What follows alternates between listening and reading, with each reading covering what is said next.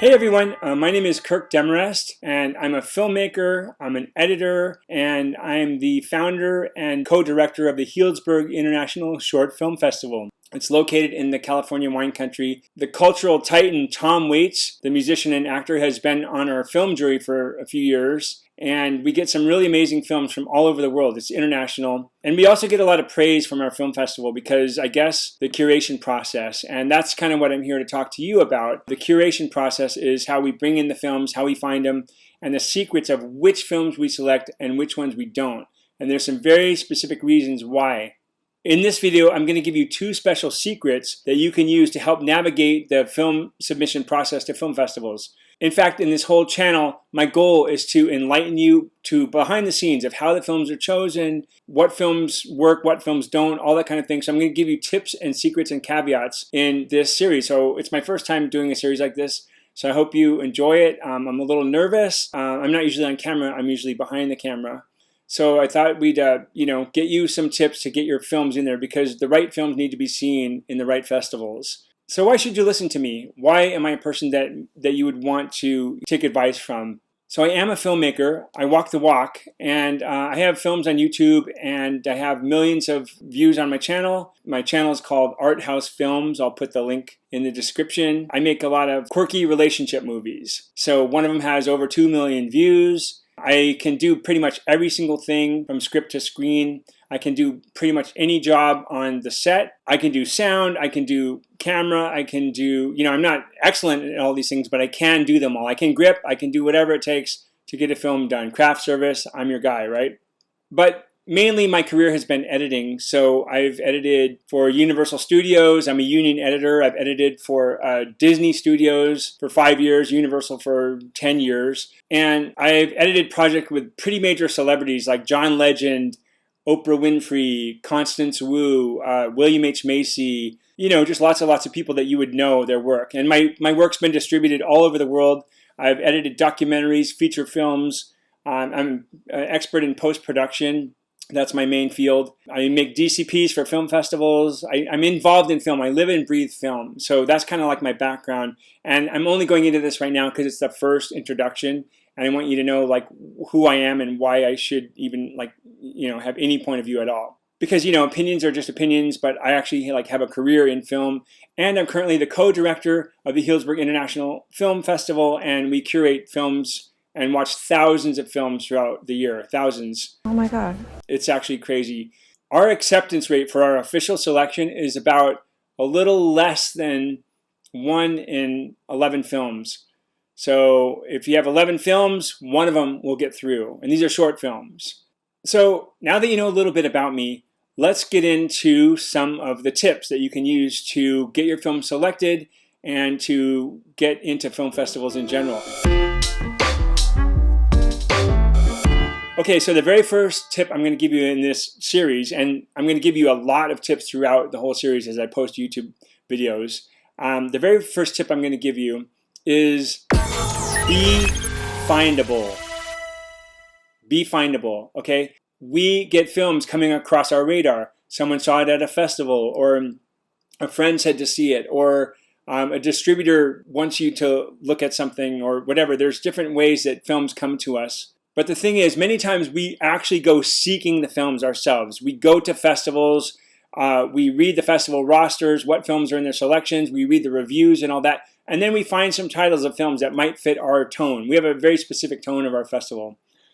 So we find, places that might fit. And then we go on a search to find the film and make contact with the filmmaker. And it's brutal. It's so hard to find the filmmakers sometimes. A lot of these films aren't on YouTube or even in IMDb sometimes because they're in festivals and they're not really out in the public yet. So it's really hard to find them.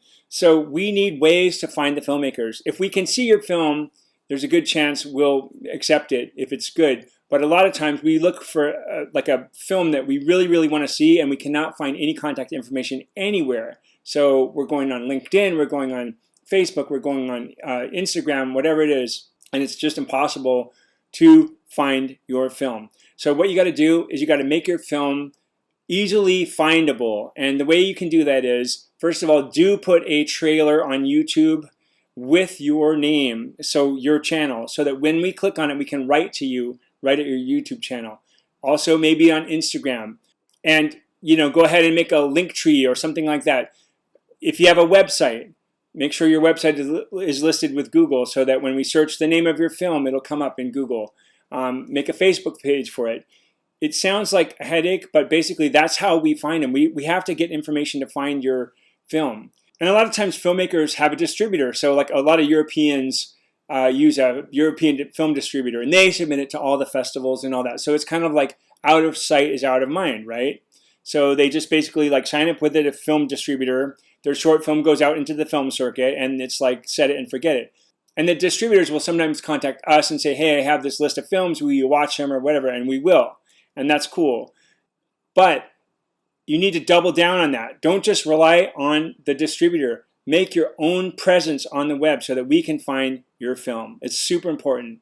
So many times, we've rejected so many films just because we can't find them. It's like, okay, we keep hearing about this film, we keep hearing about it, and we go through the credits. We'll go like, oh, who's the director? And it's some Polish name, right?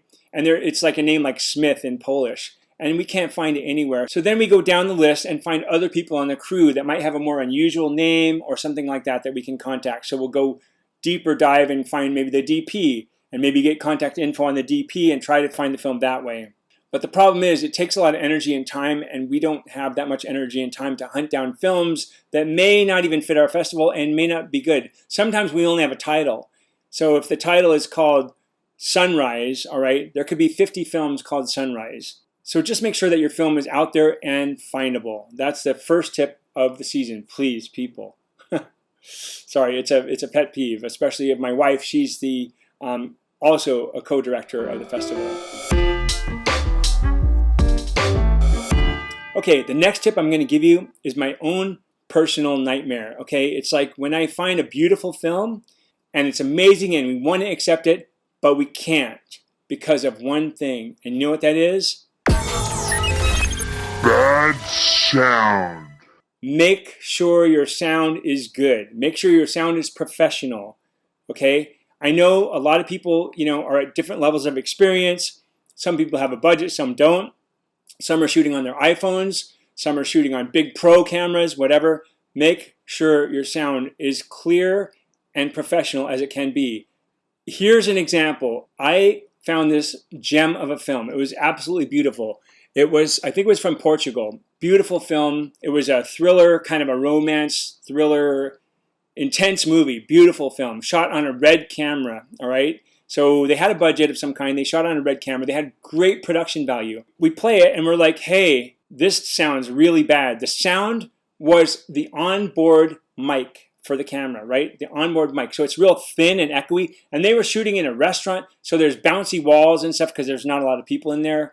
And they were shooting in a bathroom, and so it's real echoey, and it's also far away, and it's also directional. So it's a shotgun mic, right? So every time you turn the camera a different way, all right, the mic's pointing a different way. So now if the actor's over here, but the camera's pointing over here because you want to pan onto the actor or something, you'll hear the voice fade up and get like more in focus or more clear as it gets over there. Plus, there's all the echo and all that. So I wrote the filmmaker and I said, hey, we love your film. We absolutely love your film, but the sound is not usable. It's terrible. It ruins the whole film. And they wrote back and said, sorry, that's all we have. So bummer. And we had to reject the film. And it killed me because it was such a cool film. And it's like, wow, man, you went all the way there. You had the crew, you had the film production, you had the location, you had the actors, and you didn't have a good sound recording. What is up with that? And I can understand it if you had great sound on the set and the file got damaged or the machine broke or whatever and you didn't realize it until you got into post-production. That's cool. I mean, that can happen. And that's really sucks. And then you have to like ADR it, which is like looping it, which is where you basically replace the voice with like recording in a studio. And it sounds phony. It sounds like the way foreign films are dubbed to English or whatever. It's with the lips. It's the wrong voice coming out of the wrong mouth. And it's really distracting to me. So you could do that ADR, but it's a bad idea. The best thing is just double check all the way through your production that your sound is good. After you roll the first take, stop, check the sound, okay? couple, like 3 or 4 hours later, check the sound. Make sure that you're always listening to the sound, because if you don't have good sound, it's sad. You could have black leader or a grungiest, crappiest looking film ever, blurry and nasty looking and shot on like some old phone from the 90s, whatever. But if you have amazing sound or good sound design, people will bear with it. They'll be like, oh, something's going to happen. This is a crazy image, but something's going to happen. So they're willing to stick with it. You can have terrible picture and great sound. But if you have great picture and terrible sound, meh, nope, can't do it. So those are the 2 tips for the day. Make sure you are findable. Make sure you have good sound, okay? I understand. Some people don't have a budget, whatever. Just please do the best sound you can and check it. Don't use the onboard camera mic. Please, I beg you. And just a side note here is like, I guess they think that because it's a RED camera and it's really expensive, I guess they think like, oh, well, the camera must automatically make great picture and great sound, right?